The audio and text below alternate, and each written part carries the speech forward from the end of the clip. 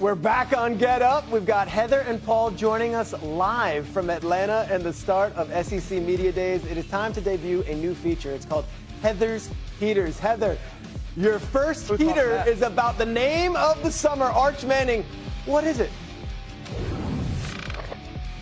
It's that Arch Manning is not going to be the best quarterback in the country or the SEC this year. He needs time to learn, grow, and make mistakes. Meanwhile, look out for LSU's Garrett Nussmeier, Penn State's Drew Aller. How about Cade Klubnik at Clemson? And don't forget about DJ Lagway at Florida, who's going to be the key to their whole season if he can stay healthy. Arch Manning's going to be good, but he needs time to get great.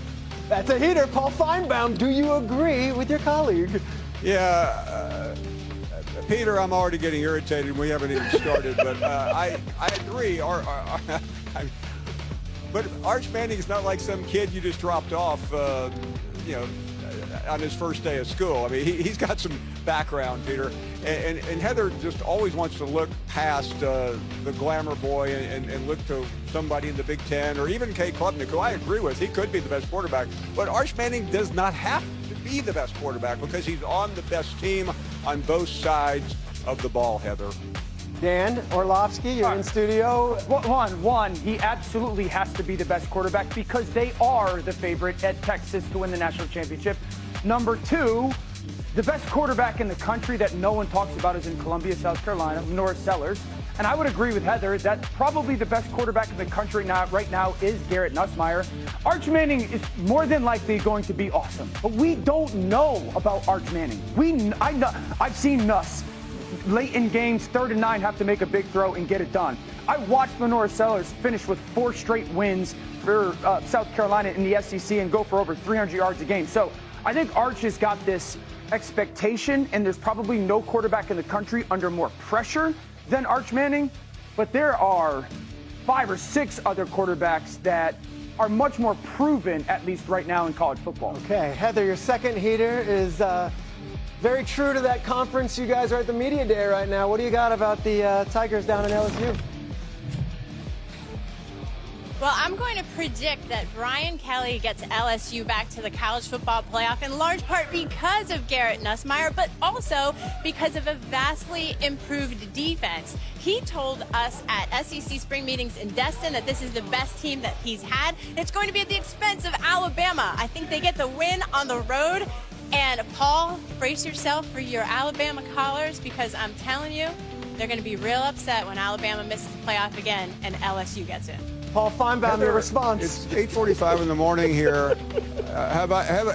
Peter, have I mentioned how much Heather is getting on my nerves before my first cup of coffee? The point being that I remember last year in Baton Rouge when everybody was predicting LSU would destroy that Alabama team. Things have changed. Alabama is better this time around, and Garrett Nussmeier is still the quarterback. He's going to be more mature. He's got a lot of compliments around him, and he actually has a defense, which he didn't. But so does Alabama, and it's not about the callers I'm concerned about, Heather. I'm concerned about you. I don't know where you were all summer. Maybe you went to Italy. Maybe you've been following the World Cup. But you clearly haven't been following Alabama football because they may be a serious contender for the SEC ahead of Georgia, not to get ahead of myself. I hope that's your last hot take because I'm too old and to have my blood pressure this high this early. He went to the gym this morning, guys. He's on fire, but I can still push him around. That's it. Did a little cardio. It doesn't look like he went to the gym. Oh, Dan! Paul, that was Dan, not me. Let's talk about that week 1, though. Yeah, I think, first of all, the week 1 game is a rocket fuel. I mean, Clemson's going to have a quarterback that could be a number 1 pick, probably a top 10 pick in Cade Klubnik. They'll have 3 D linemen that are going to be first-round picks. I know this. Les Miles, I think, won the national championship at LSU in his 3rd year. Nick Saban won the national championship at LSU in his 4th year. Ed Orgeron won the national championship at LSU in his 4th year. It's Brian Kelly's 4th year. This roster is loaded. They have a quarterback that is going to be in the conversation for a top 5 pick. They've got a boatload of talent.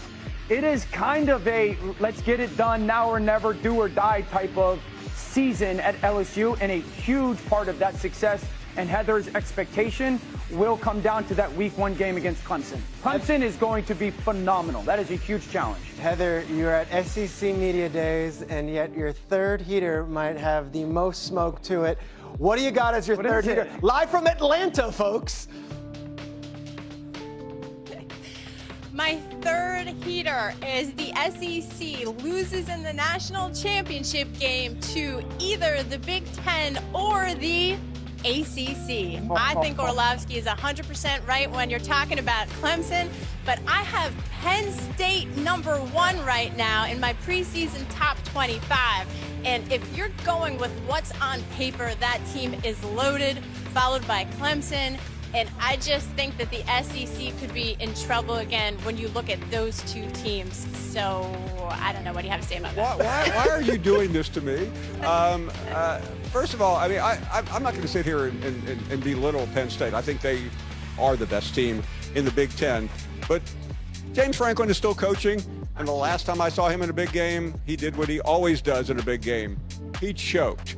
And I fully expect somewhere late in the season when maybe the Big Ten and the SEC meet, he'll choke again. Heather, I applaud your bravery, but there's a big group of people, Peter, who have gathered around Heather, and she will need security to get out of here. Sounds like it. Dan, your reaction to Heather's take? First of all, Finebaum, she's doing it to you because it's what you do to everybody often. Okay. So it's just a little bit of your own medicine. You know, a little bit of your own medicine. I agree with Heather. I think Penn State is one of the, if not the best team in college football. Obviously, Ohio State will be there. We have to see what happens at the quarterback position. I think Illinois is going to be awesome in the Big Ten as well. So there's a lot of players in the Big Ten. The SEC is still the SEC. Don't sleep on Georgia. You know, don't sleep on Georgia. They're going to be phenomenal as well. South Carolina will be fantastic as well. Clemson is the team that lingers out there that is if they get past week 1 LSU, they are going to be a thorn in either conference, the Big Ten or the SEC side. August 30th, Clemson versus LSU on ABC. Clap it up for Heather. Heather, bring it. Heather, well done. Finebaum, always excellent. Let's get back to the NFL, though. We're going to our great friend Jeremy Fowler. The Fowler Files. Jeremy, unload and empty that notebook for us. What do you got? Pass rushers are going to get paid. Micah Parsons, that man right there, is in a prime position, only 26 years old. That's why he can get more money than T.J. Watt and Trey Henderson and these other guys we're talking about. He's on his second contract, about to be. So he's going to set the market whenever he does. Dallas is dedicated to paying him, but this should probably heat up around training camp, maybe even late into training camp. That is Dallas's style. He could go for a shorter-term deal. He has some leverage here to create some new avenues to how he gets paid, which is key because you're talking about Trey Henderson, who also wants to get paid, deservedly so, one of the top pass rushers in the league. He has had talks with Cincinnati this summer. That's the good news. The bad news is they're getting really close to training camp, still not signed to a new deal, and he might not show up. I continue to hear that he is dug in, could miss camp time, could even miss games. I wouldn't even take that off the table. He's 30 years old, so he just wants a long-term deal, long-term security, commensurate with his skill set. So far, Cincinnati has not found that sweet spot with him, but they are willing to do a deal. So they're going to continue to talk, see if they can make some ground there. Then you got T.J. Watt with the Steelers. This one should be a slate.